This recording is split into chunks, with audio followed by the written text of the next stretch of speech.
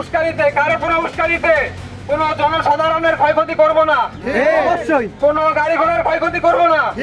2-4 দিন পর পর এরকম ঘটনা হচ্ছে, কিন্তু প্রশাসনের টনক নড়ে নাই। যুক্ত হয়েছি লালমনিরহাট সদর উপজেলাধীন পঞ্চগ্রাম ইউনিয়নের ফকিরের বাজার। আমি এমন এক মানববন্ধনে উপস্থিত হয়েছি, আপনারা জানেন যে গত 9 তারিখ 9 জুলাই বুধবার এক মর্মান্তিক দুর্ঘটনা ঘটে রংপুর কুড়িগ্রাম মহাসড়কে। তিনি ছিলেন একজন মেধাবী শিক্ষার্থী, শেরে বাংলার একে ফজলুল হক কৃষি বিশ্ববিদ্যালয়ের অনার্স প্রথম বর্ষের মেধাবী শিক্ষার্থী।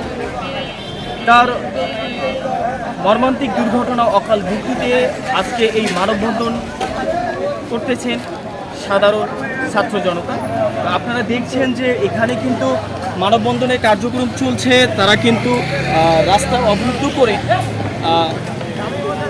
দাবি আদায় করার জন্য তারা রাস্তায় নেমেছে। তাদের দাবি আমি যদি বলতে চাই যে তাদের দাবি হচ্ছে রাস্তায় বালু রেখে কৃত্রিমভাবে দুর্ঘটনা সৃষ্টিতে রিমি হত্যা ও আহতদের জন্য বিচার এবং সুষ্ঠু তদন্তের দাবিতে মানববন্ধন ও বিক্ষোভ সমাবেশ আজকে অনুষ্ঠিত হচ্ছে। স্থান ফকিরেরতলা বাস স্ট্যান্ড।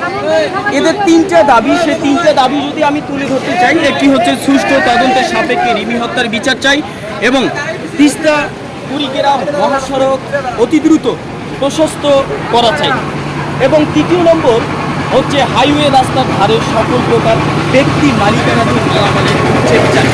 তো আয়োজনে সাধারণ ছাত্র সমাজ লালমনিরহাট। দর্শক আপনারা দেখছেন যে এখানে ছাত্র জনতার ভিড় জমাচ্ছে। এখানে কিন্তু এমতো অবস্থায় লালমনিরহাট সদর উপজেলার প্রশাসন মহোদয় এসেছেন এবং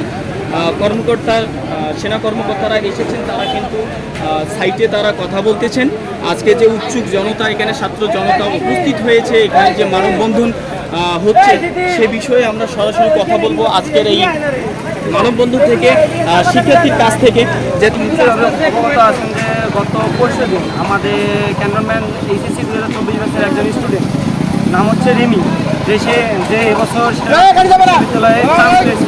এরকম একজন মেধাবী শিক্ষার্থীকে কৃত্রিমভাবে এটা সড়ক দুর্ঘটনা ঘটিয়ে তাকে হত্যা করা হয়েছে। আমরা যেটা মনে করি সেটা পরিকল্পিত হতে পারে, কারণ রাস্তার সরকারি বিধি মোতাবেক রাস্তার 10 মিটার রেঞ্জের ভিতরে ব্যক্তি মালিকানাধীন কোনো মালামাল রাখা সম্পূর্ণ নিষিদ্ধ। সেক্ষেত্রে আমরা সেখানে দেখতে পেয়েছি প্রচুর পরিমাণে বালু ছিল। বালুর কারণে হয়তো বা ট্রাক ডাক দিয়েছেন। এই 3টি যে মানববন্ধন কার্যক্রম সে অনুযায়ী কিছু বলবেন যে কতটুকু উপকার হতে পারে এই উত্তর অঞ্চলে? অনেকটাই উপকার হবে, কারণ এখানে আন্দোলন হচ্ছে, যাতে আমরা চেষ্টা করছি যাতে রাষ্ট্রীয় পর্যায়ে যায় বিষয়টা, তাতে আমাদের আন্দোলনটা সফল হয়, যাতে এর পরবর্তীতে কোনো আর এরকম আর হত্যা বা যা দুর্ঘটনা না ঘটে। ট্রাক মালিক কমিটির সভাপতি সেক্রেটারিকে আসতে হবে, তারা আসবে, আমরা আমাদের দাবি দাবা সব বলবো। তারা যদি আমাদের দাবি দাবা মেনে নেয় তাহলে আমরা রোড ক্লিয়ার করবো। এই তারা যদি দাবি দাবা 3 দিনও যদি আমাদের মেনে না নেয়, আমরা টানা 3 দিন আন্দোলন করবো। আর একটা বিষয় আমাদের মাথায় রাখতে হবে, আমরা কোন ধরনের উস্কানিতে, কারো কোনো উস্কানিতে কোন হত্যাকাণ্ডের কোনো শিকার না হয়। আমরা খেয়াল করছি তিস্তা থেকে বড়বাড়ি পর্যন্ত এটা অ্যাক্সিডেন্ট, এটা হত্যাকাণ্ড যাই বলি না কেন, এটা নিত্য নৈমিত্তিক একটা ঘটনা।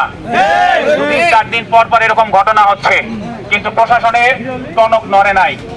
এই রাস্তার কোনো কাজ হয় নাই, কাজ হইলেও সেরকম কোনো কাজ হয় নাই।